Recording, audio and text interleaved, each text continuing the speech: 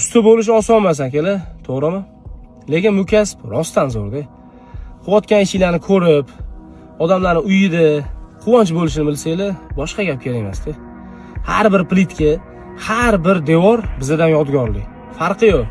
U malyarmi, elektrikmi, santexnikmi, kafelchimi, quruvchimi, suvoqchimi, qilayotgan ishi o'zidan yodgorlik bo'ladi. Shunaqa gaplar akalar. Bugun xalqaro ustalarning kuni ekan.